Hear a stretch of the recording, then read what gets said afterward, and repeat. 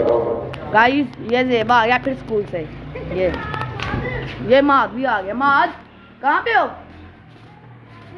वो देखे, वो उधर देखे कहाँ पे गया है। कहाँ पे जा रहे हो ज़ेब? घर? स्कूल से आ गए? चलो गाइस आपको मैं मस्जिद में से होके अब बताता हूँ कि हमारी मस्जिद कहाँ पे। चलो गाइस ये हमारी मस्जिद है। अब हम अंदर जाते हैं।